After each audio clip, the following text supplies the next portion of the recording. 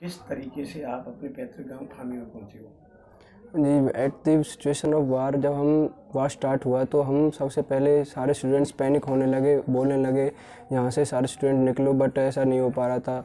Students अपनी responsibility लेके वहाँ से पोलैंड बॉर्डर के लिए निकले। जब हम पोलैंड बॉर्डर पहुँचे तो हमने वहाँ जाके देखा तो इंडियन स्टूडेंट्स मोस्टली बॉयज़ को अलाउ नहीं कर पा रहे थे और इंडियन स्टूडेंट्स बॉर्डर जंप करके जाने लगे, but they are beating him, उन्हें पीटा जा रहा था, उन्हें परेशान किया जा रहा था। एंड वहाँ पे इतना ठंड था कि बच्चों को ना तो कोई अकोमोडेशन दे पा रहे थे, ना ही कोई मतलब रहने का शेल्टर वगैरह की कोई उपलब्ध नहीं था। उसके बाद बच्चे जब वहाँ पता चला कि उन्हें कोई रेस्पॉन्स नहीं मिल पा रहा है, उसके बाद वो वहाँ से वापस लौटने लगे। वहाँ हम पोलैंड बॉर्डर पे जब हम 30 किलोमीटर पहले इतना ट्रैफिक था कि 30 किलोमीटर पैदल हम चल के गए। वहाँ पे सारे बच्चे इतने परेशान थे कि सही ढंग से चल भी नहीं पा रहे थे। वहाँ से पोलैंड बॉर्डर से हम लौटने के बाद हम अपनी यूनिवर्सिटी के हॉस्टल में आए, एक दिन वहाँ पे रुके। एंड वहाँ पे रुकने के बाद इतना वॉर का सिचुएशन इतना ख़राब होता गया कि वहाँ से स्टूडेंट्स द्वारा निकलने लगे। कोई स्टूडेंट्स रोमानिया बॉर्डर जा रहा है, कोई हंगरी बॉर्डर जा रहा है, कोई स्लोवाकिया बॉर्डर जा रहा है।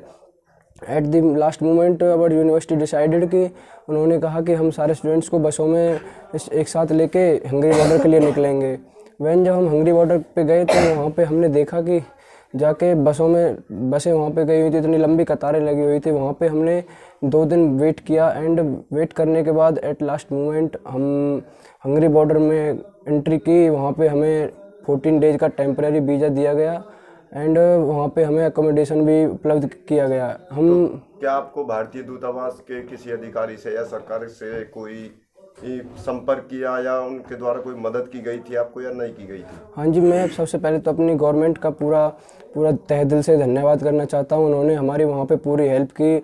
हमें हंगरी में जाने के बाद कोई अकोमोडेशन नहीं मिल पा रहा था, बट उन्होंने हमें अपने एम्बेसी ऑफिस में अकोमोडेशन उपलब्ध कराया। वहाँ पे हमें एक दिन रखा एंड लास्ट में उन्होंने हमें एयरपोर्ट बसों के द्वारा ले जाकर हमें इंडिया के लिए डिपार्चर कर दिया। और मैं अपनी सरकार का अपने तहे दिल से धन्यवाद करता हूँ। एंड हमारी गवर्नमेंट सरकार ने हमारी सभी स्टूडेंट्स की बहुत अच्छे से हेल्प की। एक जन क्या आपके खाने पीने की क्या व्यवस्था रही? क्या भूख सूख से आप कितने परेशान हुए? हाँ जी, हम मतलब पोलैंड बॉर्डर पे जब हम गए हुए थे वहाँ पे खाने पीने की हमें कोई उपलब्धि नहीं थी, बट कहीं कहीं थोड़ा बहुत था, इतना हम नहीं कर पा रहे थे इसलिए। बट हम जब हंगरी पहुँचे तो उन्होंने हंगरी में जाके वहाँ के दोस्त वहाँ के लोकल लोगों ने हमारी बहुत ज़्यादा हेल्प की। उन्होंने हमें बनाना एप्पल वगैरह डोनेट किए हुए थे। हमारी जितनी हेल्प वो हंगरी बॉर्डर वाले कर पा रहे थे, उन्होंने हमारी हेल्प पूरी की। उससे पहले जब आप निकले थे यूक्रेन से, हाँ जी, तब खाने की क्या व्यवस्था थी आपकी? तो भूखा रहना भी पड़ा एक दिन आपको? एक आध दो? हाँ जी, हंगरी बॉर्डर से पहले तो इतना नहीं था, बट हम पोलैंड बॉर्डर के लिए गए थे तो वहाँ पे स्कूलों से अपने गांव में पहुंचाया, आपके पास पहुंचाया, तो आप इसके बारे में क्या कहना चाहेंगे? हम भारत सरकार का तहे दिल से धन्यवाद करना चाहते हैं, जिन्होंने हमारे बच्चों को ला करके अपने परिवार से गांव में लाए, उनसे मिलाया। उसमें सारे परिवार को, सारे गांव बस्ती को, सभी को हमें बहुत खुशी हुई है। भारत सरकार का तहे दिल से धन्यवाद करना चाहते हैं। आपकी क्या स्थिति थी बच्चा आने से पहले? आप क्या कहना चाहेंगे आपके बारे में? हम बहुत घबराए हुए थे, हमें पल चिंता हो रही थी, हमें ना खाना अच्छा लगता था, ना नींद आ रही थी, बहुत घबराए हुए थे हम। रात दिन हम बहुत परेशान थे, सारा परिवार। अब कैसा महसूस कर रहे हैं अपने बेटे को घर पे आके?